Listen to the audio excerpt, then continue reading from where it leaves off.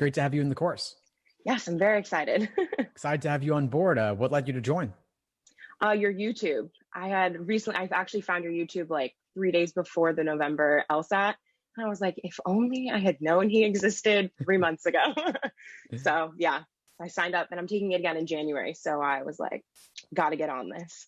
Fantastic. Well, I'm glad you found me and I'm glad to help. What are some of the biggest challenges you're facing right now? Well, so I wanted to apply by Thanksgiving. That was like my goal. And then my dad suffered from a really massive stroke at the beginning of October. Hmm. So my study schedule kind of got mixed up, and I don't think I did that well on the last one. So I originally, before everything happened, I was scoring in like the high 160s. But I just don't think I scored that on the test.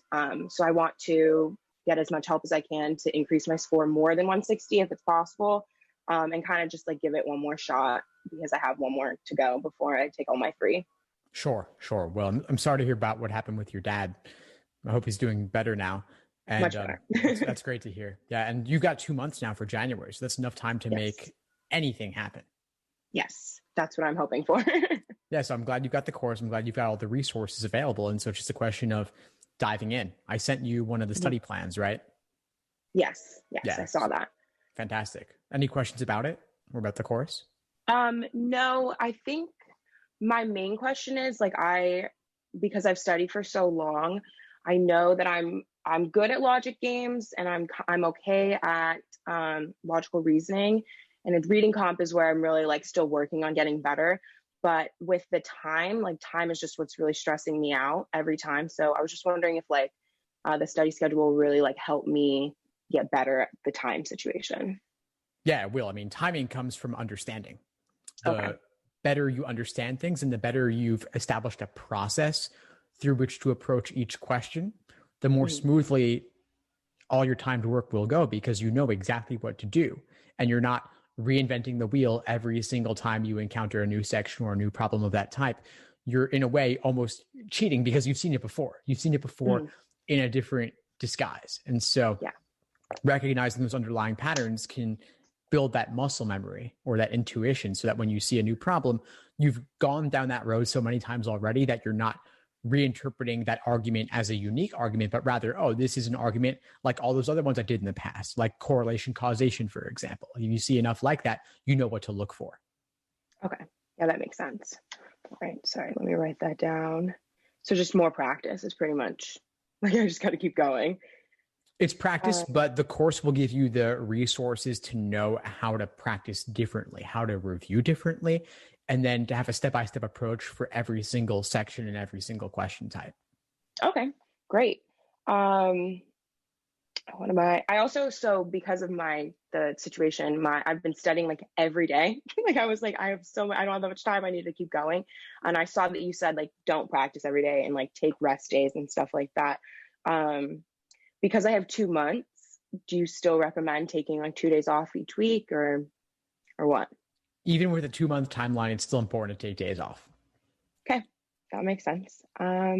Also, so like my goal, my dream school is Georgetown, and I have a 3.46 from undergrad. I graduated in June, so I've been like volunteering and stuff like that, trying to make my resume strong.